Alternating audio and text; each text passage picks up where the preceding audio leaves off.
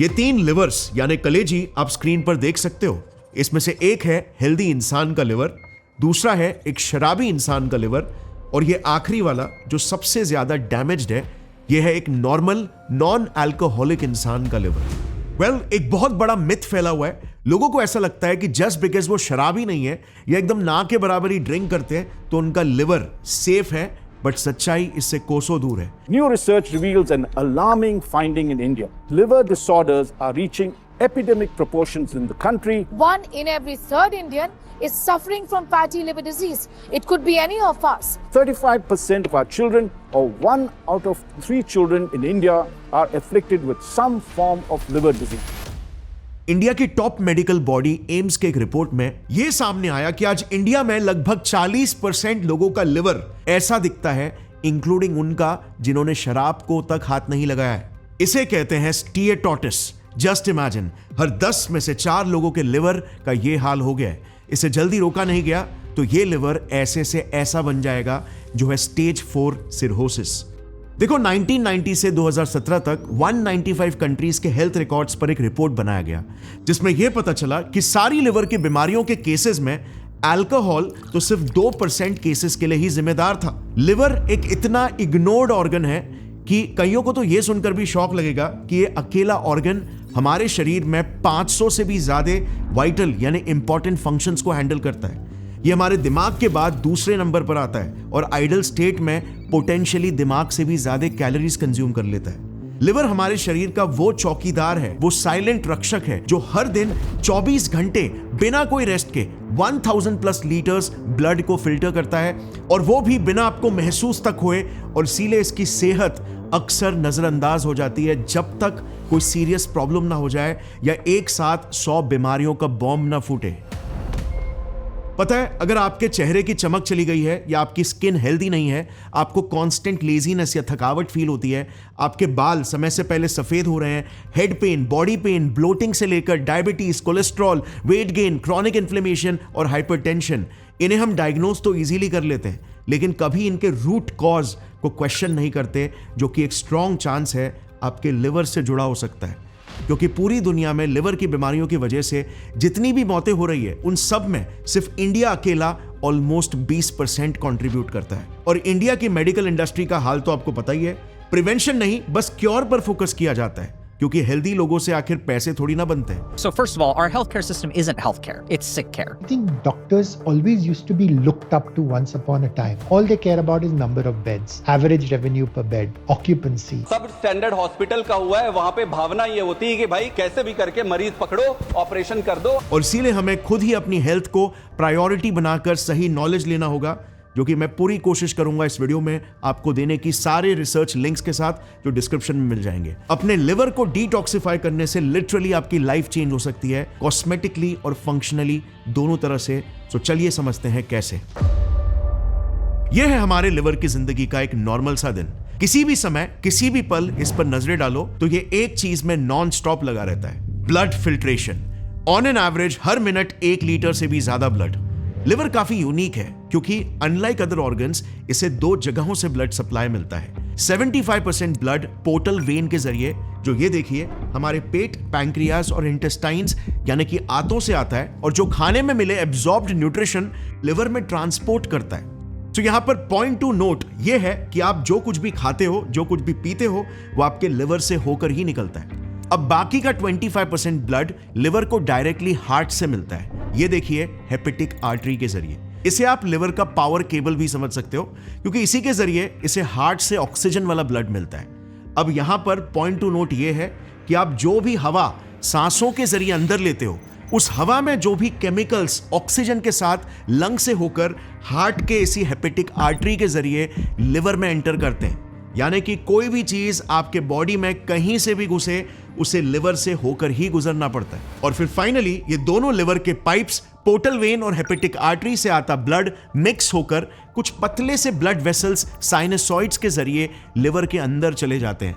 Liver के अंदर फिर लिवर के सेल्स, हेपेटोसाइट्स, इसी ब्लड से टॉक्सिन्स और वेस्ट को फिल्टर आउट करते हैं, न्यूट्रिएंट्स को एनर्जी में कन्वर्ट करते हैं, जिसके बाद ब्लड इस इंफीरियर वीना कावा के थ्रू हार्ट के पास दोबारा चला जाता है। ताकि हार्ट फिर उस फिल्टर्ड न्यूट्रिशियस ब्लड को सभी बॉडी पार्ट्स तक पंप कर सके। Simple, right? सो फिर आखिर इतने सारे इंडियंस का लिवर एग्जैक्टली कैसे और कौन से स्टेप पर डैमेज हो रहा है, यह पहले समझना बहुत जरूरी है, क्योंकि इस बात की नॉलेज से ही हम अपने लिवर को प्रोटेक्ट और डिटॉक्सिफाई कर पाएंगे। वेल, ऑलमोस्ट सारे के सारे केसेस में लिवर को डैमेज करने के पीछे ये दो मेन किलर्स हैं। Let's start with liver killer number 1। सिपाही ही हो जा रहा है शहीद। देखो, हमने ऑलरेडी देख लिया कि कैसे हर किसी चीज को हमारे लिवर से होकर ही गुजरना पड़ता है। अब जरा आज के इंडिया के कंडीशन और हमारे लाइफस्टाइल पर नजर डालते हैं। 2023 के ग्रीन पीस इंडिया रिपोर्ट ने इंडिया की हवा में pollution, specially PM 2.5 harmful particles की मात्रा को WHO सेफ्टी लिमिट से 7 गुना ज्यादा बताया। 2024 के इंटरनेशनल एयर क्वालिटी रिपोर्ट में तो दुनिया के मोस्ट पोल्यूटेड शहरों की लिस्ट में टॉप 12 सिटीज एक के बाद एक इंडिया के थे।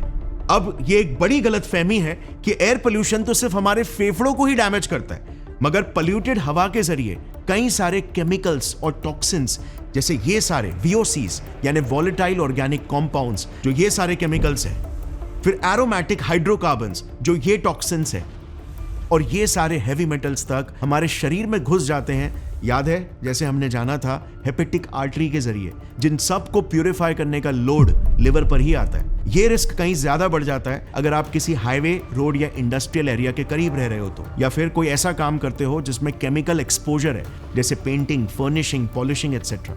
मगर सिर्फ हवा ही खराब नहीं है। इंडिया में कई सारे रिपोर्ट्स तो ये हाईलाइट करते हैं कि हमारे खानों में भी FSSAI लिमिट से कई ज्यादा मात्रा में पेस्टिसाइड्स मिल रहे हैं। 40 से 50% फ्रूट्स एंड वेजिटेबल्स में। जस्ट फॉर कॉन्टेक्स्ट बता दूं, FSSAI के 79 लैब्स में से सिर्फ 9 ही नेशनल बोर्ड द्वारा अप्रूव्ड है, और कोई भी इन खानों में से सैल्मोनेला, ई कोलाई वगैरह को डिटेक्ट ही नहीं कर सकता। 0 labs. Plus food safety inspectors का रेशियो कितना है पता है? 2.5 लाख पर इंस्पेक्टर, यानी कि एक नासिक जैसे मीडियम साइज सिटी के लिए सिर्फ एक इंस्पेक्टर, जबकि रेशियो 1 इंस्पेक्टर पर रफली 10,000 होना चाहिए। और प्लस FSSAI के टॉप हेड्स के करप्शन केसेस ले लो। इसी वजह से कानून का बड़े पैमाने पर खुलेआम वायलेशन हो रहा है, वो भी रेगुलरली। सेफ्टी लिमिट्स, पेस्टिसाइड्स और टॉक्सिन्स के बन तो जाते हैं, लेकिन इन्हें एनफोर्स कोई नहीं करता। और क्या आपको लगता है एक आम किसान को या सब्जी वाले को कस्टमर की लॉन्ग टर्म हेल्थ दिखेगी या मुनाफा दिखेगा? और इसीलिए तो 20 से 25% खानों में खुलेआम मिलावट हो रही है। दालों में टॉक्सिक डाइज जैसे मेटिनिल येलो, सुडान रेड एटसेट्रा जाता है। दूध और पनीर तो लिटरली सिंथेटिक बनाया जा रहा है फॉर्मेलिन जैसे केमिकल्स यूज करके। और मार्केट में इतनी मिलावट है कि इस पर तो पूरा का पूरा एक डिटेल वीडियो बन सकता है। अच्छा, इतने जो पेस्टिसाइड्स और केमिकल्स फसलों में यूज हो रहे हैं, ये सब एट द एंड हमारे लिवर के अलावा और कहां एब्जॉर्ब हो रहे हैं? वेल, जमीन पर। और ये है दूसरी बड़ी प्रॉब्लम, क्योंकि आज भी 85% रूरल इंडिया ग्राउंड वाटर पर ही डिपेंडेंट है अपनी जरूरतों के लिए। और इसीलिए खेतों में जो भी भारी फर्टिलाइजर्स और पेस्टिसाइड्स यूज हो रहे हैं, उन सभी केमिकल्स के अंश हमारे पानी में भी दिख रहे हैं। इंडिया के 56% डिस्ट्रिक्ट्स के पानियों में नाइट्राइट्स के लेवल्स को सेफ्टी लिमिट से कहीं ज्यादा पाया गया है, जो कि पेस्टिसाइड्स का एक रेसिड्यू है। 27 स्टेट्स के 469 डिस्ट्रिक्ट्स में फ्लोराइड कंटामिनेशन पाया गया है। इसे द फर्टिलाइजर फैलेसी कहा जाता है। और ये सारे पेस्टिसाइड्स और केमिकल्स का लोड हमारे लिवर पर ही आ रहा है। अब ये सारा जहर तो हमारे शरीर में ना चाहते हुए जा ही रहा है, बट इससे भी एक और एक ज्यादा जहरीला जहर है जो हम अपने अंदर तो शौक से डाल रहे हैं, जो ही है हमारे लिवर का दूसरा किलर।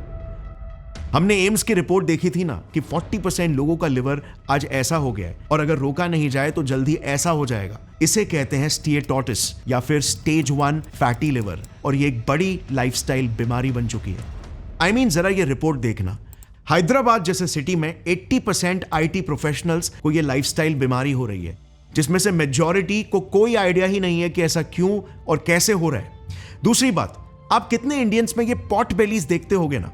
ये एक बड़ा नेशनल एपिडेमिक बन चुका है कि पतले पतले इंडियंस को तक ये पॉट बेलीज हो रहे हैं। इसका भी एक साइलेंट कॉज हमारे लिवर का किलर नंबर 2 ही है। स्टेज 1 फैटी लिवर में यहां देखना कैसे लिवर पर एक फैट की लेयर जमने लगती है। बट जरूरी नहीं कि ये सिर्फ मोटे इंसान को ही हो, ये पतले लोगों को भी हो सकता है, बिल्कुल जैसे पतले लोगों को हाई कोलेस्ट्रॉल हो सकता है। बट ये चर्बी की लेयर प्रोग्रेस होने पर आखिर छालों में कैसे बदल जाती है? चर्बी को छालों में बदलते हुए कभी आपने देखा है? ये कैसे होता है और क्यों इसे लाइफस्टाइल बीमारी कहा जा रहा है? तो चलो इसे एकदम रूट पर जाकर समझते हैं। तो एकदम बेस से स्टार्ट करते हैं। देखो, हमारे शरीर में ना एनर्जी यानी ऊर्जा सिर्फ 3 ही जगहों पर स्टोर हो सकती है। यानी कि हमारे शरीर में सिर्फ 3 ही फ्यूल टैंक्स होते हैं। नंबर 1 लिवर, नंबर 2 मसल्स और नंबर 3 बॉडी के फैट सेल्स यानी एडिपोज टिश्यूज। अब देखो, जैसे ही आप खाना खाते हो वो आपकी आंतों में डाइजेस्ट होता है और उसमें से शुगर्स और फैट्स ब्लड में मिक्स होकर सबसे पहले लिवर में जाते हैं, राइट? अब ब्लड में शुगर की मात्रा को भाप कर आपका पैंक्रियाज एक्टिवेट हो जाता है और वो इंसुलिन हार्मोन रिलीज करता है। ये इंसुलिन एक मास्टर हार्मोन है और हमारे आज के वीडियो का एक हीरो भी, जिसका मेन काम है शुगर्स और फैट्स को सही जगह पर डायरेक्ट करना, सही फ्यूल टैंक्स की ओर डायरेक्ट करना। क्योंकि अगर शुगर और चर्बी गलत जगह पर डाइवर्ट हो जाए तो ये जहर बन जाते हैं। अब इंसुलिन अगर सही से काम कर रहा है तो वो खाने में शुगर्स और फैट्स को सबसे पहले आपके लिवर में स्टोर करवाएगा जब तक लिवर टनाटन भर ना जाए, और फिर जाकर एक्स्ट्रा एनर्जी को आपके मसल्स और फैट सेल्स में भरेगा। बट अगर इंसुलिन फंक्शनिंग में ग्लिच आ जाए तो ये सारा का सारा फैट आपके मसल्स और फैट सेल्स से चूस कर आपके लिवर और पेट के आगे वाले हिस्से में, जिसे विसरल फैट कहते हैं, वहां पर लेकर जाकर जमा कर देगा और आपको पॉट बेली और फैटी लिवर डिजीज हो जाएगी। अब जरा आज के मॉडर्न लाइफस्टाइल पर नजर डालते हैं। हैदराबाद के ही उस रिसर्च ने बताया था कि नंबर 1 आईटी एम्प्लॉयज की लाइफ बहुत ही सीडेंटरी होती है, यानी वो रोजाना 10 से 12 घंटे बैठकर काम करते हैं। और नंबर 2 वो थ्रू आउट द डे कुछ ना कुछ मंच करते रहते हैं, जैसे हाई कार्बोहाइड्रेट और सैचुरेटेड फैट्स वाले फूड्स जैसे चिप्स, फ्राइड फूड्स और शुगरी ड्रिंक्स जैसे कोक, एनर्जी ड्रिंक्स एटसेट्रा। अब इन गलत फूड्स के रेगुलर स्नैकिंग से कांस्टेंट और शार्प इंसुलिन स्पाइक्स होते हैं, जो हमारे बॉडी में मसल और फैट सेल्स में इंसुलिन को लेकर रेजिस्टेंस लाते हैं। यानी कि इंसुलिन का अब मसल सेल्स और फैट सेल्स के एनर्जी स्टोरेज पर असर खत्म होने लगता है। इससे 2 डिजास्टर्स चीजें होती है। पहला, अब हमारे ये 2 फ्यूल टैंक्स मसल और फैट सेल्स फ्यूल यानी कि एनर्जी लेना ही बंद कर देते हैं, और दूसरा, इनके अंदर जो भी फ्यूल ऑलरेडी है फैट्स और शुगर्स के रूप में, वो भी लीक होने लगता है और फिर ये सारा एक्स्ट्रा शुगर और फैट आपके लिवर में स्टोर होने लग जाता है ट्राइग्लिसराइड्स के रूप में, क्योंकि ये फ्रीली आपके बॉडी में फैटी एसिड्स और शुगर्स के रूप में फ्लो हो रहा होता है और इसे अल्टीमेटली लिवर को प्रोसेस करना ही पड़ता है। इस प्रोसेस को, जहां पर आपका लिवर एक्स्ट्रा शुगर्स और फैटी एसिड से ट्राइग्लिसराइड मॉलिक्यूल्स को प्रोड्यूस कर रहा है, को नोवोलाइपोजेनेसिस कहते हैं, जो अगर प्रोग्रेसिवली होते चला गया, जो कि ये होते ही चला जाता है क्योंकि ये एक लाइफस्टाइल बीमारी है और लाइफस्टाइल तो हम चेंज करते नहीं हैं, तो ये टाइप 1 फैटी लिवर कॉज करता है। अब इस कंडीशन में ना लिवर पर एक्स्ट्रा स्ट्रेस आना शुरू हो जाता है, क्योंकि वो एक रात भर ओवर टाइम काम करते फैक्ट्री की तरह हो जाता है, जो अपने 500 अलग अलग फंक्शंस को मैनेज करने के साथ अब ये एक्स्ट्रा शुगर्स और फैट्स को भी ठिकाने लगा रहा है। इससे लिवर ओवरवर्क हो जाता है, जिससे लिवर सेल्स का माइटोकॉन्ड्रिया डैमेज होना शुरू हो जाता है और बहुत ज्यादा आरओएस क्रिएट होता है, रिएक्टिव ऑक्सीजन स्पीशीज, जो कि क्रॉनिक इन्फ्लेमेशन को ट्रिगर करना स्टार्ट करता है। अब इन्फ्लेमेशन में, जैसे आपको पता है, शरीर के सोल्जर सेल्स हाइपर एक्टिव होकर हमारे ही हेल्दी सेल्स को मारने लगते हैं, जो फिर लिवर के सेल्स में स्कारिंग कॉज करता है, फाइब्रोसिस कॉज करता है, और अंत में अगर इस चीज को तुरंत स्टॉप नहीं किया जाए तो लिवर का हाल कुछ ऐसा हो जाता है। मगर पॉइंट टू नोट यहां पर यह है कि जब भी लिवर में स्ट्रेस होगा, लिवर अपना खुद का काम भी ठीक से नहीं कर पाएगा, जैसे filtering, purifying, hormone regulation etcetera, और इसीलिए आपके बॉडी में अलग अलग कॉम्प्लिकेशंस होने लगते हैं, जिनका लिवर से कोई डायरेक्ट कनेक्शन में भी ना दिखाई दे, बट रूट कॉज एक स्ट्रेस्ड ओवरवर्क्ड लिवर होगा। जैसे डैमेज नंबर 1, एक स्ट्रेस्ड आउट लिवर आपको dull skin, bad quality skin, dark circles, early wrinkles और व्हाइट हेयर दे सकता है। देखो, लिवर का मेन काम है डिटॉक्सिफिकेशन।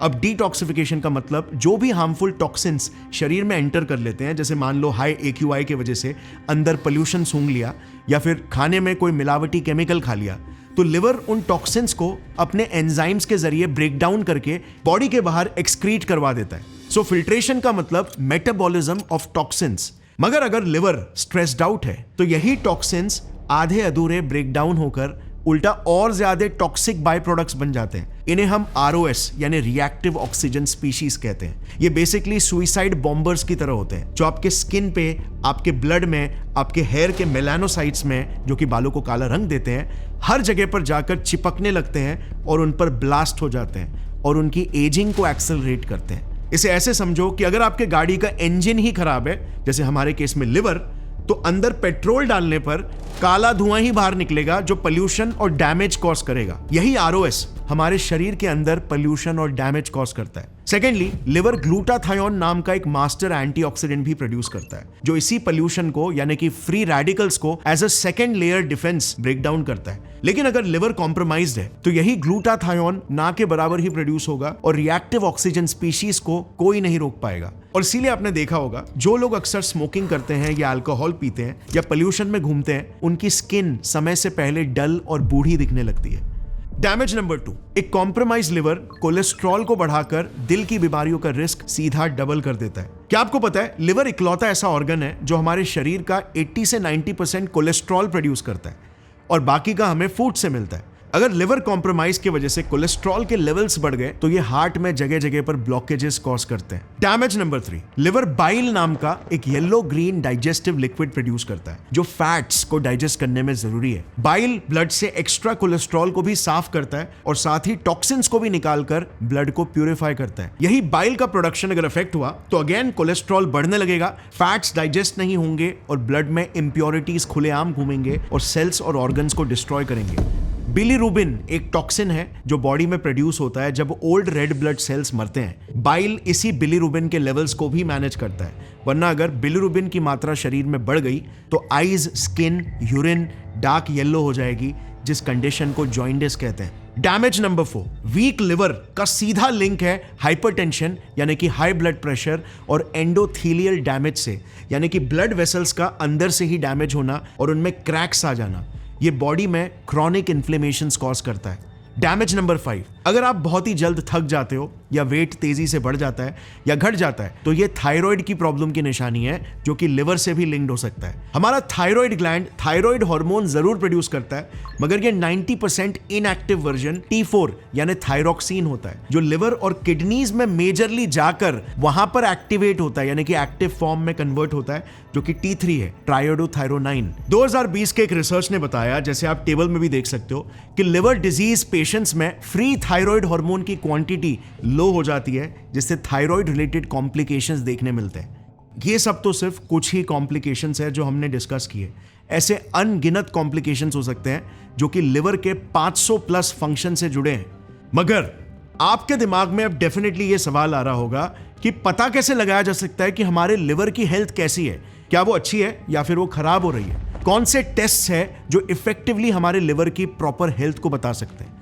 तो देखो, सबसे बेसिक टेस्ट होता है लिवर का ब्लड टेस्ट, जो लगभग 70% एक्यूरेसी से बता सकता है कि लिवर नॉर्मल है कि नहीं। एक बेसिक सा ब्लड टेस्ट जिसमें लिवर के भी बायोमार्कर्स इंक्लूडेड है, जैसे ALT, AST और ये सारे मार्कर्स जो लिवर पर स्ट्रेस दर्शाते हैं। मगर ये टेस्ट फैटी लिवर और फैटी लिवर के स्टेजेस के बारे में इतना एक्यूरेटली नहीं बताता।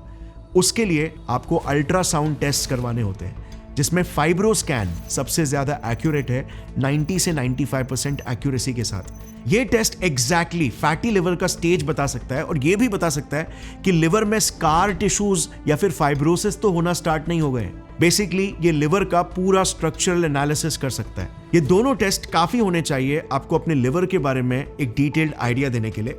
और नॉर्मल से ब्लड टेस्ट में बिलीरुबिन की भी मात्रा आपके ब्लड में पता चल जाती है, जो कि एक्सीड नहीं होनी चाहिए, वो भी आपके लिवर के हेल्थ के बारे में बता सकता है।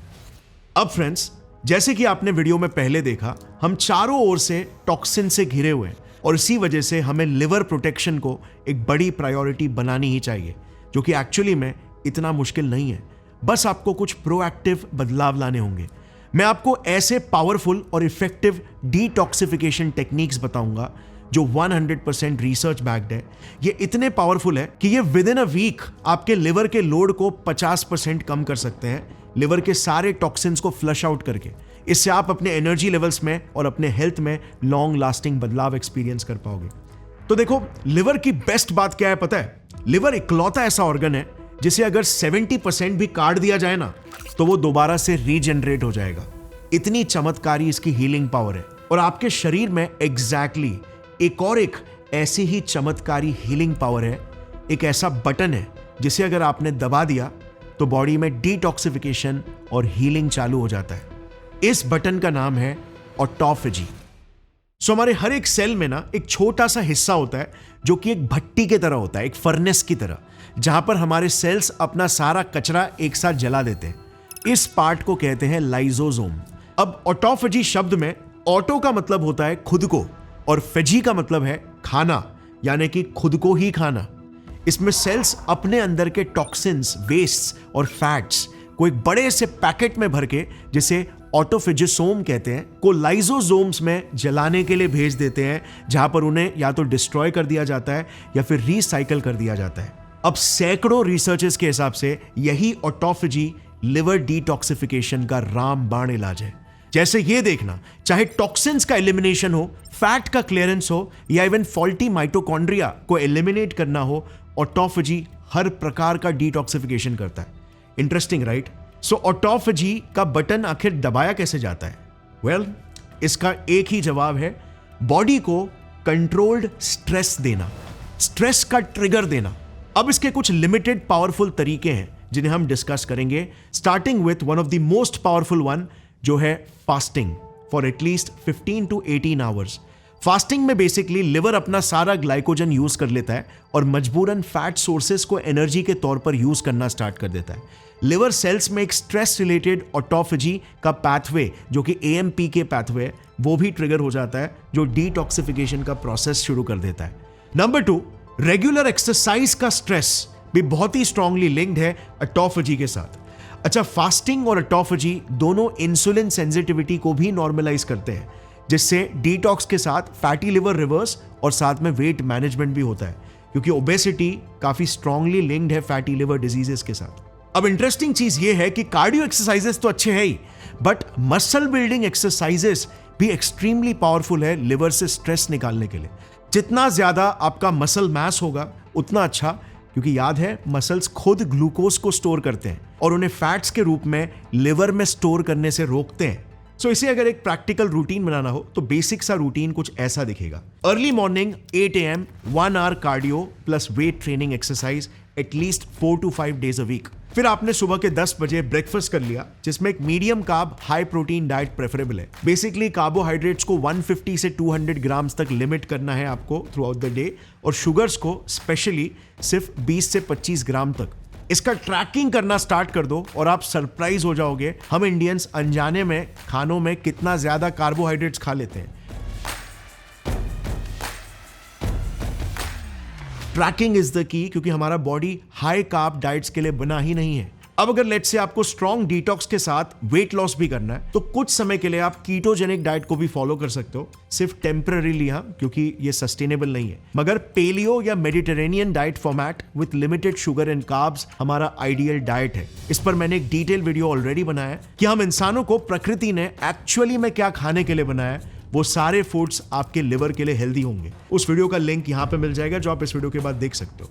अब थ्रू आउट द डे आप healthy, nutritious, unprocessed, very important, हाँ, अनप्रोसेस्ड और मॉडरेट कैलोरी वाले फूड्स खाओगे, मगर डिनर को जितना जल्दी हो सके उतना आपको करना है। अगर 7 बजे लेट्स से आप डिनर कर लोगे तो सुबह के 10 बजे तक ऑटोमेटिकली आपका 15 घंटे का फास्टिंग हो जाएगा। ये वेट लॉस और डिटॉक्स दोनों के लिए सुपर पावरफुल होगा।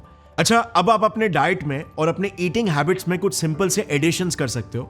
जैसे सबसे पहले तो आप अपने खाने का ग्लाइसेमिक इंडेक्स देखना स्टार्ट कर दो, यानी कि वो खाना कितना जल्दी ब्लड शुगर को स्पाइक कर देता है। तो जो कॉम्प्लेक्स कार्बोहाइड्रेट्स होते हैं, अपने कार्बोहाइड्रेट सोर्स के लिए इन्हीं कॉम्प्लेक्स कार्बोहाइड्रेट्स को चुनो। और जब भी आप कभी हाई शुगर या हाई कार्बोहाइड्रेट मील खाते हो तो उसके साथ always try to have some fibre, जैसे कि सैलेड हो गया, क्योंकि ये आपके ब्लड शुगर को हमेशा स्टेबल रखेगा, स्पाइक्स क्रिएट नहीं करेगा, विच कॉजेस इंसुलिन सेंसिटिविटी। इसी के साथ हमें बेफिजूल के snackings, specially high sugar content वाले स्नैक्स को रोकना चाहिए और वेट मैनेजमेंट पर भी फोकस करना है। अब कुछ स्पेशल न्यूट्रिएंट्स हैं जो लिवर को प्रोटेक्ट और डिटॉक्सिफाई करने में एक्सट्रीमली पावरफुल है अकॉर्डिंग टू रिसर्चर्स। ये लिवर की ढाल बनेंगे। 2 मैं आपको रेकमेंड करूंगा। नंबर 1 NAC, N-acetyl cysteine, और नंबर 2 टुटका प्लस मिल्क थिसल का कोई भी सप्लीमेंट, ये दोनों मिलाकर लिवर को 60 से 80% प्रोटेक्शन दे सकते हैं। क्योंकि याद है, लिवर का सबसे बड़ा दुश्मन ROS यानी रिएक्टिव ऑक्सीजन स्पीशीज है, जो कॉन्स्टेंटली पोल्यूशन और बैड डाइट लाइफस्टाइल से डैमेज कर रहा है। NAC ग्लूटाथायोन का एक प्रीकर्सर है और एक सुपर एंटीऑक्सीडेंट है जो इसी ROS से स्पेशली लिवर और किडनीज को प्रोटेक्ट करता है। और टुटका यानी कि टोरोसो डीऑक्सीकॉलिक एसिड एक बाइल एसिड है जो अगेन लिवर का लोड कम करता है। ट्रांसडर्मल ग्लूटाथायोन भी इफेक्टिव हो सकता है, बट वो थोड़ा एक्सपेंसिव होता है। कर्क्यूमिन जो हल्दी में होता है और ग्रीन टी में EGCG यानी एपिगैलोकैटेचिन गैलेट, ये कई रिसर्चर्स के अनुसार ये भी एक्सट्रीमली पावरफुल प्रोटेक्टेंट है क्योंकि ये पावरफुल एंटीऑक्सीडेंट्स है, बट इन्हें सही मात्रा में लेना जरूरी है, एटलीस्ट 500 to 750 मिलीग्राम्स। और कर्क्यूमिन स्पेसिफिकली इजीली एब्जॉर्ब नहीं होता और इसीलिए ज्यादा हल्दी खाने से जरूरी नहीं है कि आपको कर्क्यूमिन मिले। इसे बायोपेरिन के साथ यूजुअली लिया जाता है जो कि उसके एब्जॉर्प्शन को 10x बढ़ा देता है। ये सप्लीमेंट्स के फॉर्म में इजीली मिल जाता है। बर्बरीन भी एक ऐसा ही पावरफुल सप्लीमेंट है जो इंसुलिन सेंसिटिविटी को भी बढ़ाता है और AMP के पाथवे के जरिए ऑटोफेजी को भी ट्रिगर करता है। ये सारे पावरफुल एंटी इंफ्लेमेटरी एंटीऑक्सीडेंट्स हैं और ये आपके लिवर को तो स्ट्रॉन्ग प्रोटेक्शन देंगे ही, बट साथ ही आपके ओवरऑल हेल्थ को भी एनहांस करेंगे। अगर आपका बजट कम है तो हिमालय का लिव 52 भी एक डिसेंट ऑप्शन है। मैं सारे सप्लीमेंट्स के लिंक्स आपको स्क्रीन पर दे दूंगा और नीचे डिस्क्रिप्शन में भी उनके आइडियल क्वांटिटी के साथ। मैं खुद ये सारे सप्लीमेंट्स लेता हूं और पर्सनली मुझे लिवर प्रोटेक्शन के साथ और भी कई बेनिफिट्स मिले हैं, जैसे for example inflammation reduction, mental clarity हो गया या फिर हाई एनर्जी लेवल्स एटसेट्रा। मगर it always has to be accompanied by lifestyle, diet change and also proper rest. अच्छा, अब फाइनली अगर आप किसी हाईवे के सामने रहते हो या फिर एक पोल्यूटेड सिटी में रहते हो तो आपको एक एयर प्यूरिफायर में बिल्कुल इन्वेस्ट करना चाहिए, क्योंकि एयर पोल्यूशन आपके बॉडी पर बहुत ज्यादा स्ट्रेस क्रिएट कर ही रहा है। या फिर आप अगर पोल्यूशन में बहुत ट्रैवल करते हो तो N95 मास्क आपको बहुत काम में आएंगे। मैंने भी पर्सनली बस 2-3 महीने पहले ही एक एयर प्यूरिफायर परचेज किया और उससे ओवरऑल मतलब हवा ही एकदम लाइट फील होती है। So it's definitely one of the best investment that you can make. अब डाइट लाइफस्टाइल वाइज हम इंसान एग्जैक्टली क्या खाने के लिए बने और कैसे जीने के लिए बने। जब हम जंगलों में छोटे छोटे कबीलों में रहा करते थे उस समय हमारा डाइट क्या हुआ करता था, ये अगर आपको डिटेल में जानना है तो यहां पर इस वीडियो पर क्लिक करके आप वो देख सकते हो। इस वीडियो के बाद आपको कभी भी डाइट को लेकर कोई कंफ्यूजन नहीं होगा, क्योंकि डाइट को लेकर 100 एक्सपर्ट 100 राय देते हैं, मगर इतिहास और साइंस कभी भी झूठ नहीं बोलता। और अगर फाइनली आपको यह जानना है कि प्रोसेस्ड फूड्स में क्या क्या खतरनाक इंग्रेडिएंट्स होते हैं जिससे आपको बच के रहना है, जो आपके लिवर को डैमेज कर रहे हैं, जो प्रोसेस्ड शुगर्स है या फिर प्रोसेस्ड इंग्रेडिएंट्स जिनके नामों को घुमा फिराकर न्यूट्रिशन लेबल में डाला जाता है, तो यहां पर आप क्लिक कर सकते हो। So stay fit and healthy, friends. Jai Hind.